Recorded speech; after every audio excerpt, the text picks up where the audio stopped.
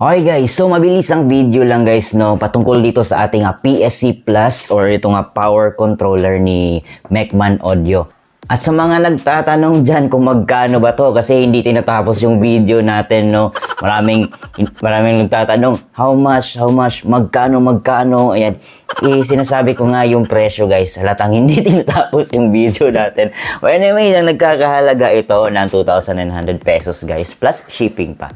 Ayan, so payment first tayo guys at walang COD. Okay? Walang COD. And then, available na lang ni Mecman Audio is yung silver. Ayan, silver. Wala na itong black. Ayan, sold out na. Kasi mas pogi kasi yung black sana guys. Pero pareho lang sila ng quality guys. Yung silver at saka itong kulay black na to.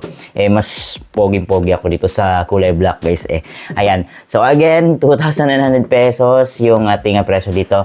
And plus shipping pa. Kung depende sa lugar nyo guys, Luzon, Visayas, Mindanao. So, pag-usapan na lang natin, message nyo ako guys, regarding dun sa ating shipping at saka presyo, ano pa man. Okay, so proceed tayo. Let's go!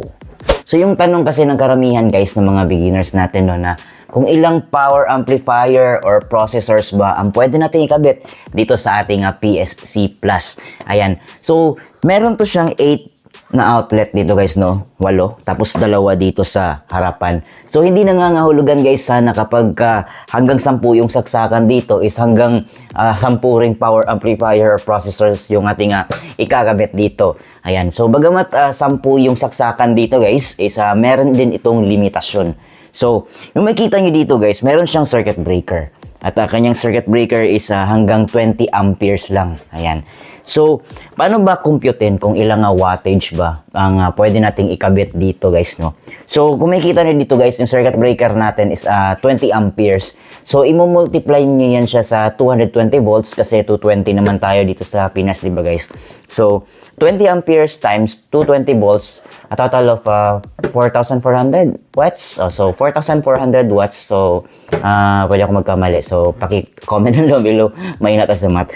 Well, anyway, 4,400 watts yung maximum. Pero guys, hindi nyo pwede gagamitin yung 4,400 watts guys yung maximum talaga. Baka mag-trip off na din siya. So at least yung pinaka-advice talaga ng ibang kaibigan natin ng mga electrician, at least daw 85% or 80% lang yung gagamitin mo para mas safe yung gamit mo. So since meron to siyang 8 guys, ayan.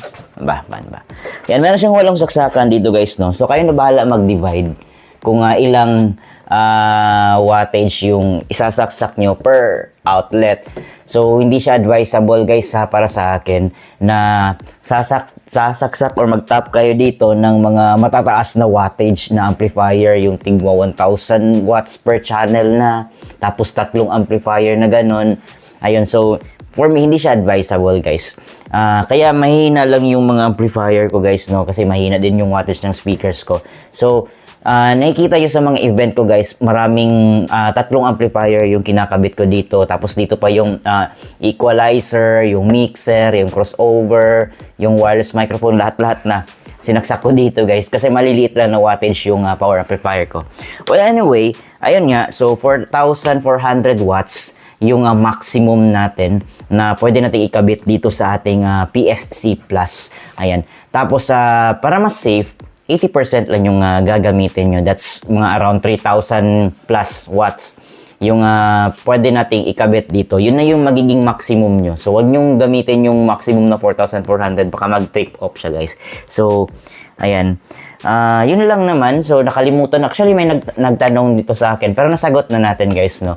Nakalimutan ko lang talaga kung i-screenshot at saka gawa na lang ng content kasi may mga kaibigan pa din tayo na baguhan na hindi pa alam yung tamang paggamit nitong ating power controller. Ayan, so good thing lang talaga dito kay Mecman Audio itong PSC Plus na guys kasi aside sa may voltmeter na siya, may EMI filters na siya. So sa mga hindi nakakaalam, yung EMI filters natin, siya yung nagsasala ng mga maruruming kuryente. So inaalis na yung mga unwanted noise o yung mga high frequency, yung mga hissing sound, yung kss, yung ganun.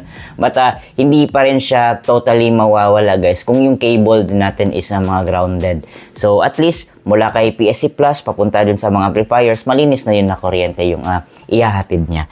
Ayan. So, yun lang naman guys yung aking sasabihin patungkol dito sa PSC Plus na kahit na 10 yung saksakan natin, isa hindi natin dapat gamitin yung maximum na 4,400 watts na kanyang maximum kasi magti-trip off to guys. Ayan. So, dapat 80% lang yung gagamitin natin.